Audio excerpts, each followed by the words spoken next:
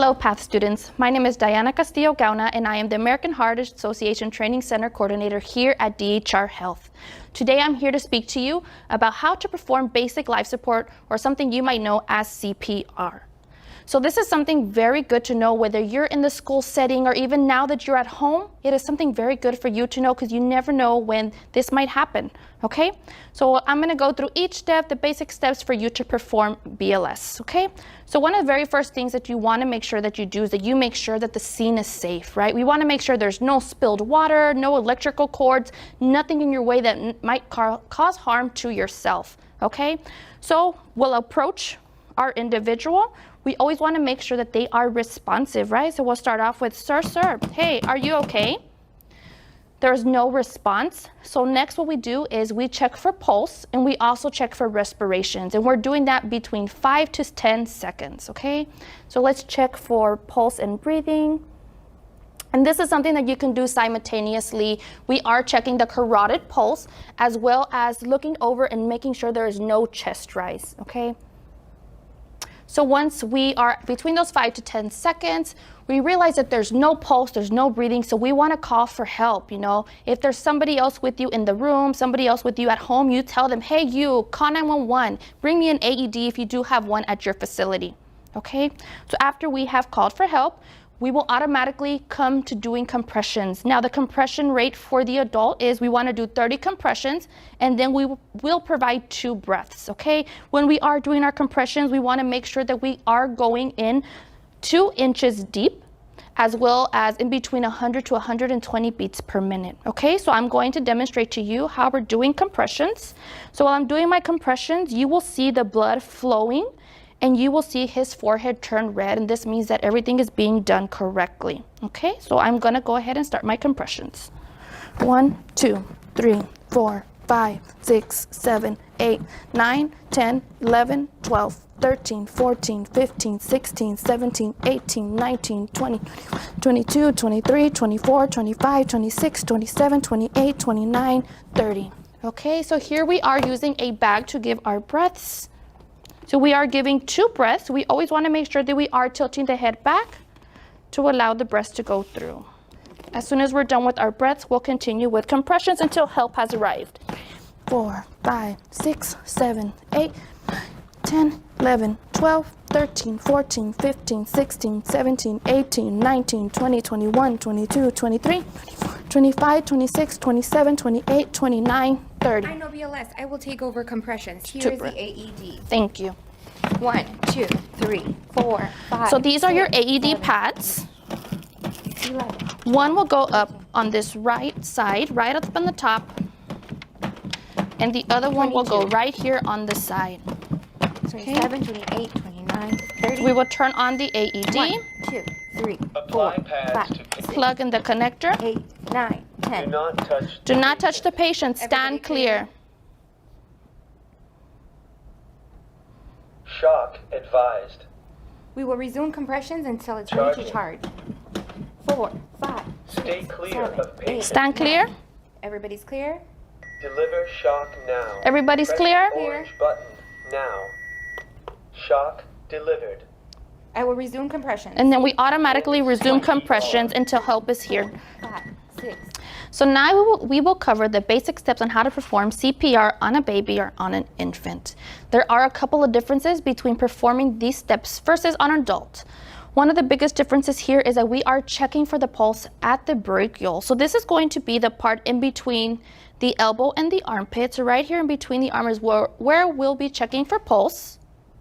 Right, so this is something we do check between 5 to 10 seconds. And another difference is how we check if they're responsive.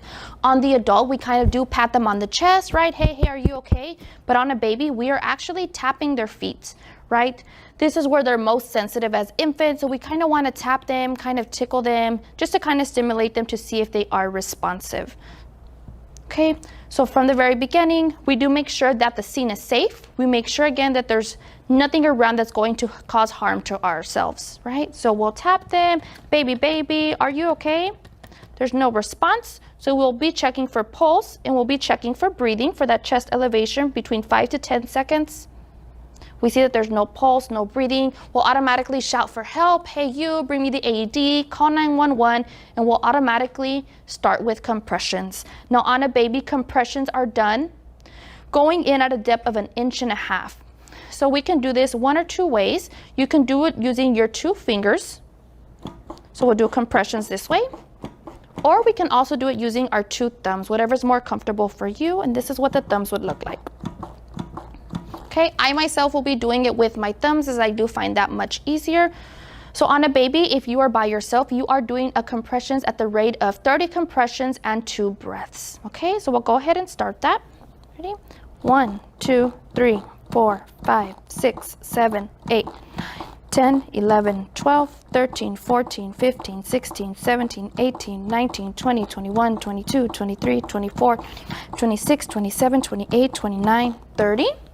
So we will give our 2 breaths. Okay, another round of compressions. 1, 2, 3, 4, 5, 6, 7, 8, 9, 10, 11, 12, 13, 14, 15, 16, 17, 19, 20, 21, 22, 23, 24, 25, 26, 27, 28, 29, 30. We'll give another 2 breaths using our barrier device. Once help has arrived, they will bring you what is an AED.